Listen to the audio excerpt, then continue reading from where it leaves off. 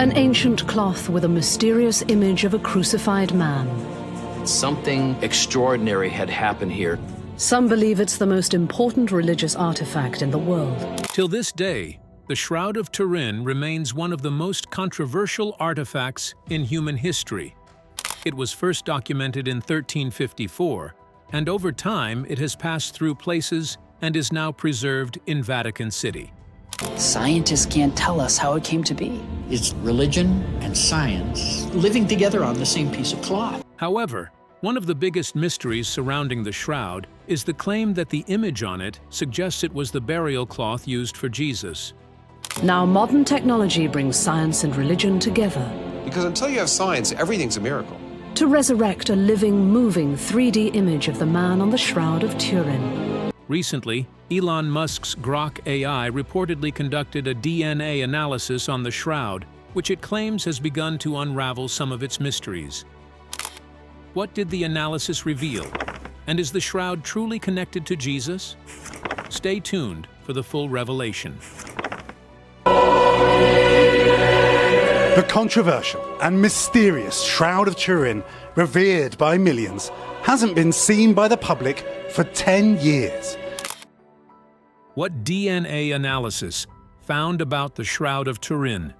When Elon Musk's Grok AI analyzed the Shroud of Turin, it produced findings similar to earlier research by Professor Giulio Fanti and a team of scientists from the University of Padua. The work was published in the journal Scientific Reports, and it focused on the Shroud of Turin, a linen cloth that has been at the center of religious and scientific debate for centuries. The study did not try to find where the cloth came from. It only looked at biological traces in the fibers. In the end, the researchers only reported what the material showed and did not make big claims about its history. The findings were surprising enough on their own, but what really fueled the controversy was the method used to reach them. Let's find out how the researchers carried out their study. The first step in the investigation involved the physical condition of the cloth itself. Scientists examined dust and microscopic particles trapped within the linen fibers. The material had been handled, displayed, and stored across different environments over many years, and those conditions left behind trace evidence. The samples collected included pollen grains, small plant fragments, human biological traces, and general dust particles. Each of these was isolated carefully under laboratory conditions, and the goal was to understand what kinds of biological material had accumulated rather than to link it to any single origin story. Were there people who didn't want us to do this? Oh, yes. Is it possible that this 14-foot-long linen cloth captured the greatest paranormal event of all time? After that stage, the focus shifted toward genetic material that could still survive in such conditions. Researchers concentrated largely on mitochondrial DNA, which is a type of DNA passed through the maternal line. This form of DNA is known to survive longer than nuclear DNA, especially in degraded or ancient samples. It is often used in studies involving old biological remains because it can persist even when other genetic material has broken down. In the case of the shroud, mitochondrial DNA became the most practical target for analysis due to the age and exposure of the fabric. The results showed something that quickly drew attention. DNA from multiple human populations was identified within the samples. The genetic signatures appeared to match a wide range of regions, including Europe, the Middle East, North Africa, East Africa, and South Asia. The presence of such a wide distribution did not point toward a single origin. Instead, it suggested that the cloth had been exposed to many different human populations over time. Each detected marker reflected contact at some point in history. Out of all the results, a few stood out. Some of the DNA sequences resembled those associated with populations from the modern Middle East, including regions such as Israel, Lebanon, Syria, and Jordan. These genetic markers were noted because of their geographic relevance to the historical setting often linked to the shroud's early history. A previous Pope wrote the shroud was, quote, a truly mysterious image which no human artistry was capable of producing. Lara, but we have the book, the broadcast, and now. Supporters of the shroud's authenticity pointed to this as being consistent with a possible Near Eastern origin, although the study itself did not make that claim directly. The data only showed similarity to modern population groups. Further analysis also pointed to genetic signatures linked to the Indian subcontinent. Several haplogroups associated with South Asian populations were reportedly identified among the samples. This finding attracted particular attention because it suggested possible contact through ancient trade routes that connected distant regions over long periods of time. The presence of these markers did not indicate when or how the material arrived on the cloth. It only confirmed that genetic traces similar to those populations were present in the sampled material. But that is not all. In a similar pattern, East Asian genetic traces were also detected. DNA associated with populations from China and surrounding regions appeared within the dataset. Researchers suggested that this could reflect centuries of travel, pilgrimage, and movement of people across continents. The presence of these markers added another layer to the already mixed genetic profile. It supports the idea that the cloth had not been isolated from human contact and had instead been exposed across different historical periods and locations. Despite all these findings, one conclusion remained consistent throughout the study. The results did not identify a single individual.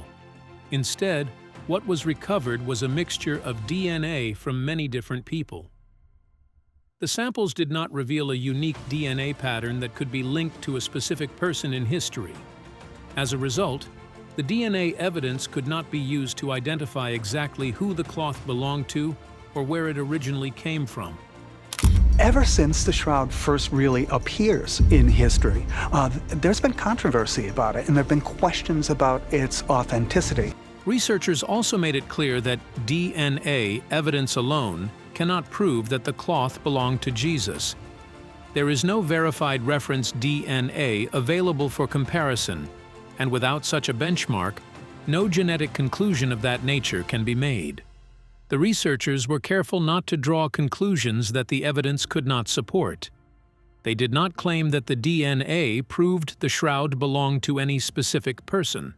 Instead, they treated it as an ancient cloth that had been exposed to different places and people over many centuries.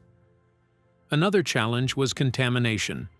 The shroud has been displayed to the public many times and touched by countless people throughout its history. Because of this, DNA and other biological material from different periods could have mixed with any original traces on the cloth. This makes it very difficult for scientists to know which samples are ancient and which were added later.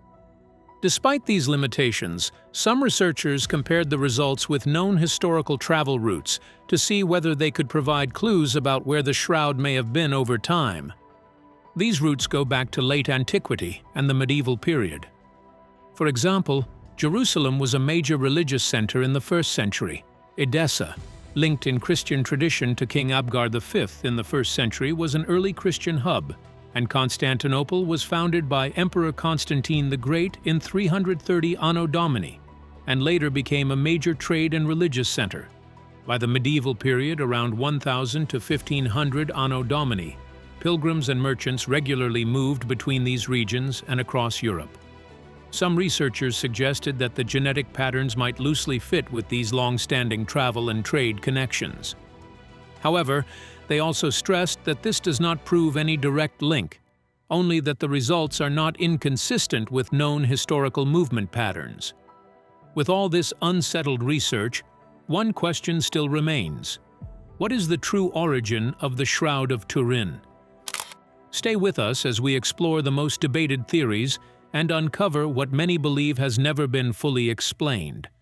Italy has been home to the Turin Shroud for hundreds of years. This simple piece of cloth, 14 feet long, worshipped by the faithful for centuries. The origin of the Shroud of Turin. The earliest undisputed record of the Shroud of Turin appears in historical accounts around 1353. when the cloth was first displayed by the French knight Geoffroy de Charny in Lire, France. At that time, there was no detailed scientific debate surrounding it. It entered public awareness simply as a religious relic presented in a small French village. Geoffroy de Charny's involvement gave it a noble connection, and this helped draw attention from nearby regions. The cloth was not yet associated with the long list of investigations and controversies that would come later. It was simply shown, and people began to travel to see it. During the 1350s and 1360s, the village of Lire became a place of growing interest because of these exhibitions. Pilgrims came from different parts of France to view the cloth, believing it held religious significance. The displays were not occasional events, but repeated showings, and each one attracted more attention than the last. The local church environment could not fully manage the growing crowd. This made the shroud one of the more talked-about relics in northern France during that period. Its presence in Lire created the first sustained public reaction to it in recorded history. By 1389, concern had begun to grow within the church hierarchy. Bishop Pierre d'Arcy of Troyes wrote a formal letter to Pope Clement VII, raising objections about the shroud. He stated that the cloth was not a genuine relic but a painted forgery. According to his claims, a local artist had created it to attract pilgrims and financial offerings. His position created tension between local devotion and church authority. Even being given rare permission to film the real thing, he is now a believer. I have absolutely no doubt the person depicted on this cloth is Jesus of Nazareth. The matter reached higher levels within the Catholic Church, and the debate over authenticity began to take shape in official correspondence. In 1453, the shroud changed hands and passed into the control of the House of Savoy, one of the prominent royal families in Europe at the time. This transfer marked a shift from local religious display to royal possession. The Savoy family kept the cloth under their protection, and it became part of their collection of sacred items. Its status grew as it moved from a village church setting into a royal environment. This transition also increased its visibility across European courts, where relics were often treated as symbols of power and faith. A major turning point in its physical history came in 1532, when a fire broke out in the chapel at Chambéry, France, where the shroud was kept at that time. The fire caused significant damage to the reliquary that held the cloth. Molten silver from the container dripped onto the folded linen, creating burn marks and holes in multiple places. The damage left visible scars that remain part of the cloth's structure today.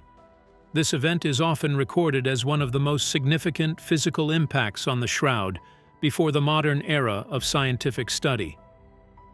In 1534, repairs were carried out by the Poor Clare nuns. They worked carefully to stabilize the damaged sections of the cloth. Instead of attempting to restore the original fabric, they added backing patches to support weakened areas. These repairs helped preserve the structure of the shroud after the fire damage. The Shroud of Research team proved that the image in the cloth could not be created through physical contact using a low-relief sculpture. It proved that. The patches are still visible in later examinations, and they serve as evidence of early attempts to maintain the relic rather than alter its appearance. The intervention ensured that the cloth would survive future centuries. By 1578, the shroud was moved again, this time to Turin in Italy, and this changed everything. The transfer was arranged under the authority of the House of Savoy, and it marked a permanent relocation. The cloth was placed in the Turin Cathedral, where it would remain for centuries. This move gave it a stable home and reduced the frequent transfers it had experienced earlier in its history.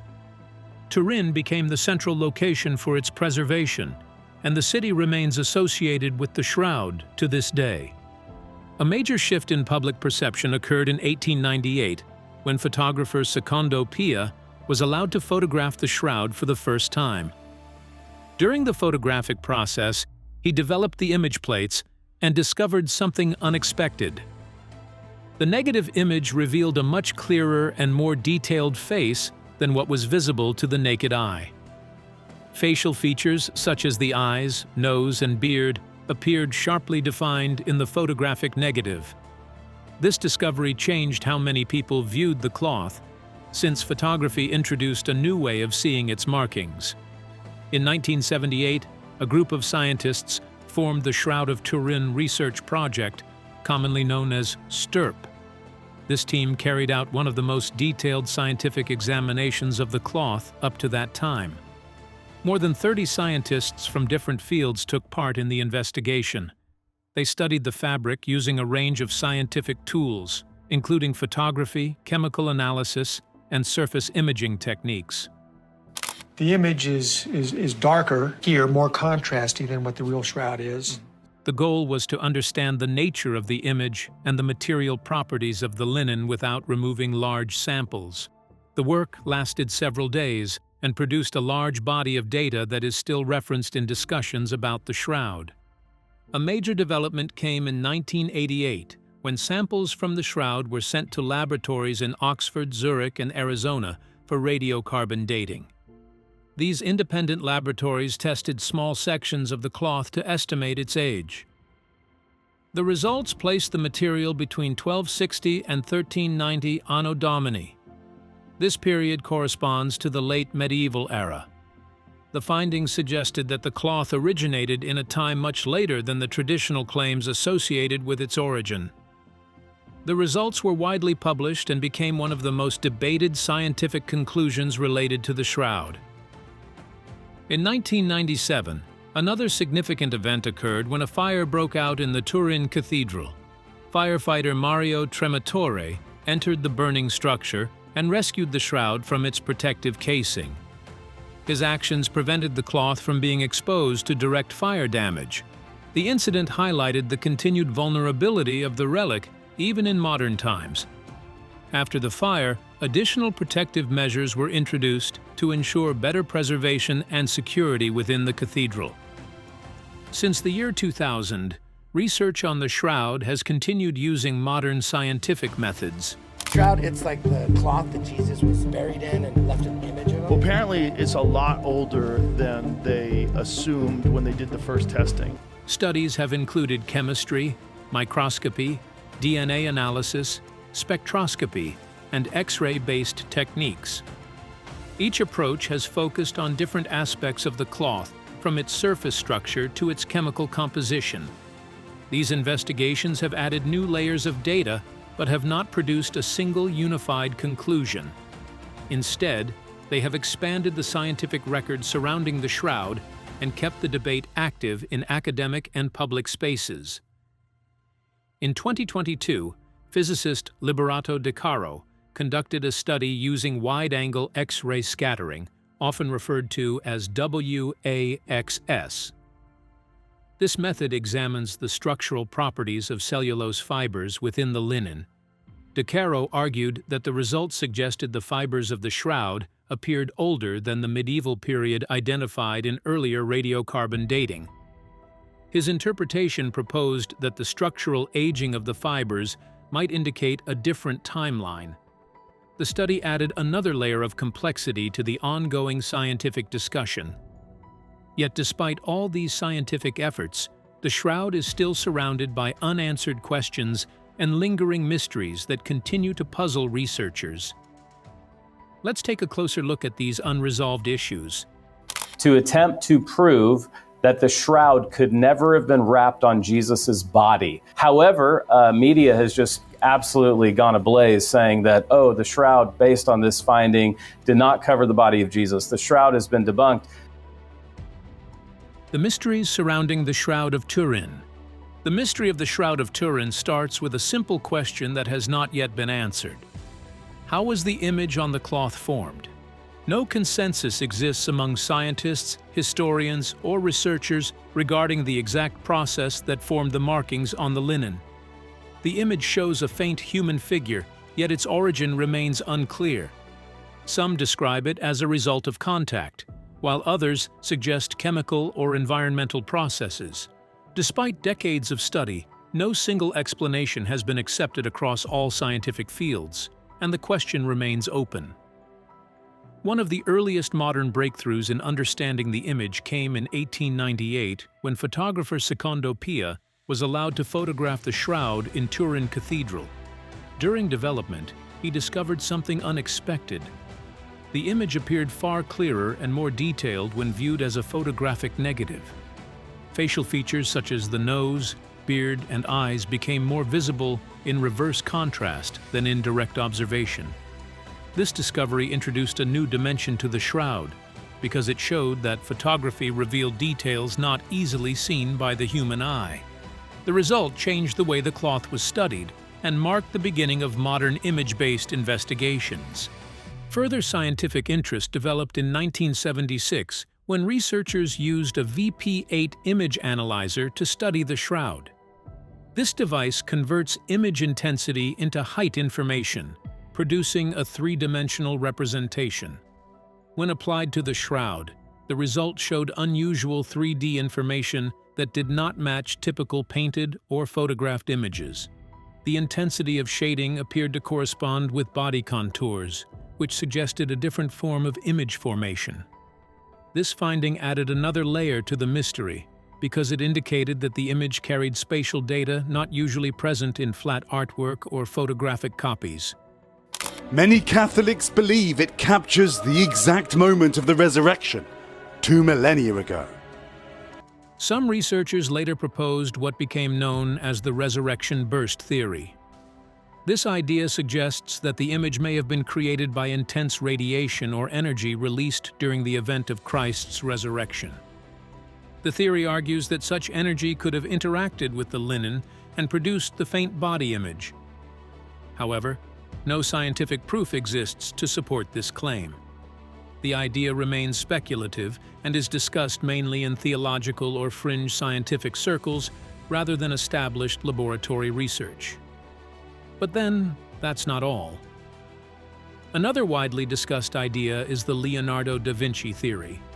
Authors Lynn Picknett and Clive Prince suggested that Leonardo da Vinci may have created the shroud as an elaborate experiment or artistic project. Their argument focuses on Leonardo's known interest in optics, anatomy, and image projection techniques. However, historians strongly reject this theory. Leonardo was born in 1452, while the shroud was already documented in 1353 in Lirey, France. This time gap of nearly a century makes it historically impossible for him to have created the original cloth. Regarding the Shroud of Turin, reports say there is new evidence the shroud is 2,000 years old, which coincides with our Lord's life and crucifixion. Although discussions about artistic influence continue in popular literature, many historians instead support what is commonly called the medieval forgery theory. This position is partly based on the 1988 radiocarbon dating results, which placed the shroud between 1260 and 1390 Anno Domini. Based on this timeline, some researchers conclude that the cloth originated in the medieval period rather than ancient times.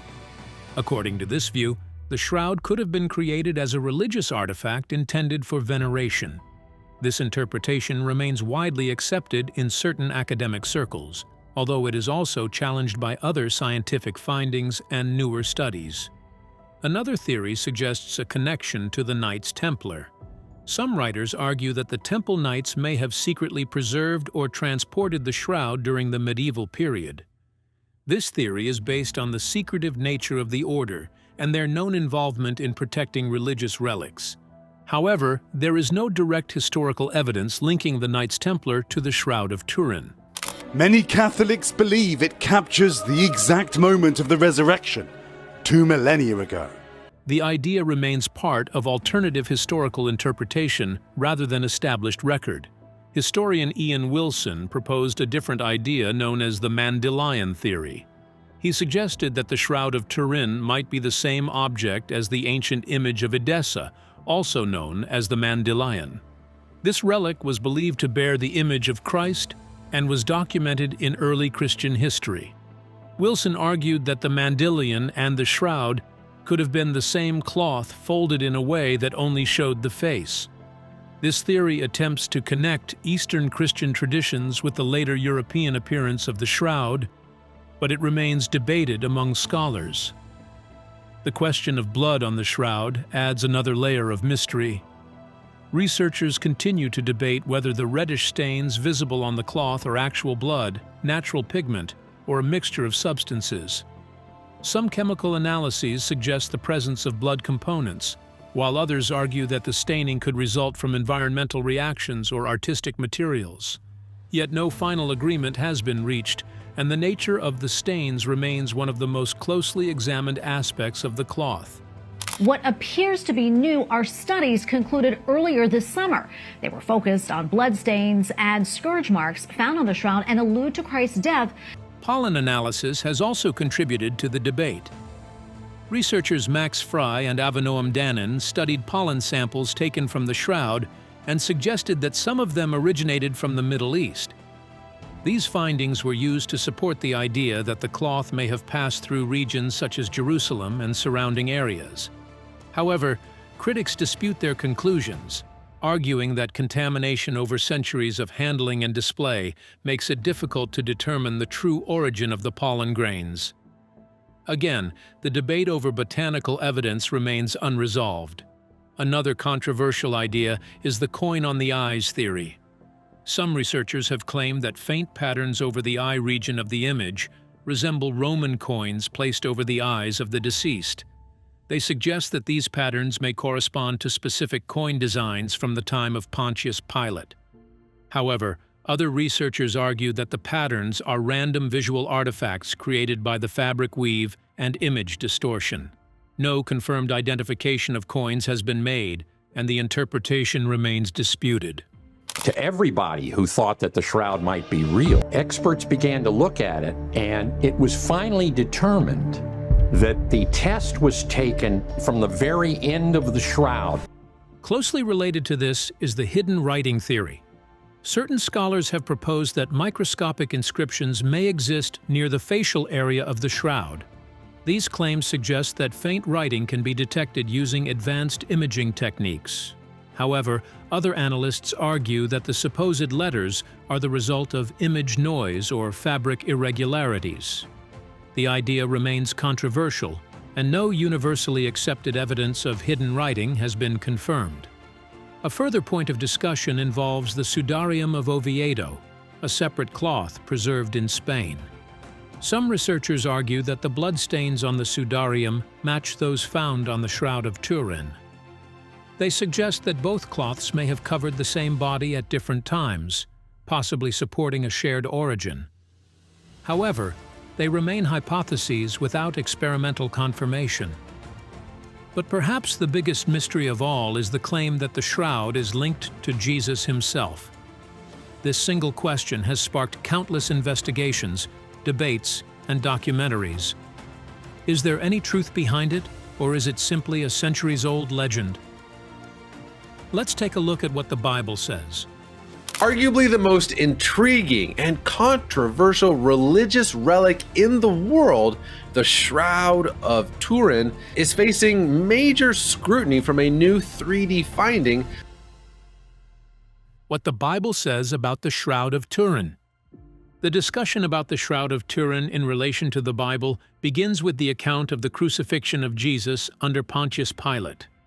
The Gospels place this event during the governorship of Pontius Pilate, who ruled Judea from Anno Domini 26 to Anno Domini 36. This time frame is important because it anchors the crucifixion narrative within a specific historical Roman administration. The New Testament describes Jesus being tried and sentenced under Pilate's authority, which places the events in a documented period of Roman governance in Judea. This historical setting forms the starting point for any comparison between biblical accounts and the Shroud of Turin. The Gospels also record that Jesus was scourged before his crucifixion. Roman scourging was a brutal form of punishment involving whips embedded with bone or metal. It is mentioned in all four Gospels, showing its importance in the Passion narrative. Supporters of the Shroud of Turin often point to the image on the cloth, which appears to show marks consistent with scourging injuries across the body. These markings have been interpreted as aligning with the type of wounds described in the Gospel accounts, although the Bible itself does not describe their visual appearance in detail. Technology is taking over. The faint contours on the relic have been used to generate AI images of Christ. Another key element in the Passion narrative is the crown of thorns. Matthew 27, Mark 15, and John 19 all describe Jesus being mocked with a crown made of thorns placed on his head. This act was part of Roman humiliation practices. The image on the shroud appears to show injuries around the scalp area that some researchers associate with puncture wounds. These marks are often discussed in connection with the biblical reference to the crown of thorns, although the Gospels do not provide anatomical detail about how the injuries would appear on the body. The crucifixion method itself is also central to the discussion.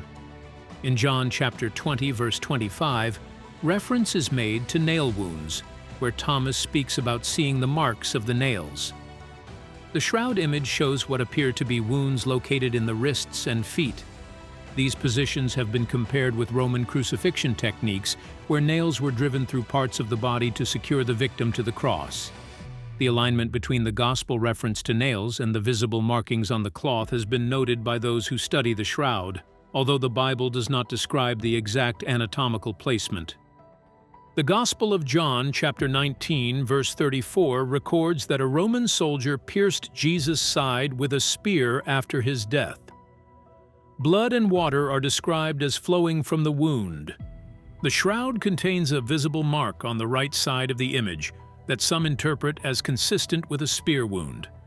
This detail has been repeatedly discussed in studies comparing the cloth with the Passion narrative. The biblical text confirms the act of piercing, but it does not provide visual description beyond the event itself. Burial accounts also play an important role in the biblical connection to the shroud. Joseph of Arimathea is described as the man who requested Jesus' body and provided a burial place. All four Gospels record his involvement. He is presented as a respected council member who ensured Jesus received a proper burial. This detail establishes that Jesus' body was wrapped and placed in a tomb, which becomes relevant when examining the idea of burial cloths such as the Shroud of Turin. Matthew chapter 27 verse 59 specifically mentions that Jesus was wrapped in a clean linen cloth. This detail is significant because it aligns with the material composition of the shroud, which is made of linen. The Gospel account does not describe the cloth's size, markings, or appearance, but it confirms the use of fine linen in the burial process. This connection forms one of the basic textual links often referenced in discussions about the shroud. And new technology is pointing to the origins of the shroud being 2,000 years old. John chapter 19 to chapter 40 adds further detail by recording that Nicodemus brought a mixture of myrrh and aloes for the burial. These spices were used in Jewish burial practices to prepare the body. The Gospels describe Jesus being wrapped with these spices in linen cloths according to burial customs of the time. This information provides context for how the body was treated, but again, it does not specify the number or nature of the clothes involved beyond general burial preparation. The location of the burial is also clearly stated in the Gospels. Jesus was placed in a new tomb located near the site of crucifixion in Jerusalem. This proximity is emphasized in the Gospel narratives, particularly in John's account. The tomb belonged to Joseph of Arimathea and had not been used before. This detail is important because it places the burial in a specific area, which later became important in stories about relics and early Christian history. All four Gospels say that Jesus' tomb was found empty on the third day after the crucifixion. Women who went to the tomb discovered that his body was gone. This event became the basis of the Christian belief in the resurrection. The Gospels of Matthew, Mark, Luke, and John all agree on the empty tomb, making it a key shared part of the story. However, they do not clearly explain what happened to the burial cloths, except that they were seen inside the tomb. The Gospel of John gives more detail. It says that linen cloths were found in the tomb, and that a separate cloth used for Jesus' face was found folded and placed apart from the others. This shows that there were different cloths used for burial. However, the Bible does not explain what happened to these clothes later, or what they looked like in detail. Because of this, the Shroud of Turin is not directly mentioned in the Bible. Any link between the shroud and the biblical story is based on interpretation, not a clear statement in the text. Where do you think the Shroud of Turin came from? Share your opinions with us in the comments section. If you enjoyed the video, like, share, and subscribe to our channel. Also, click the following video on your screen, and you will enjoy it.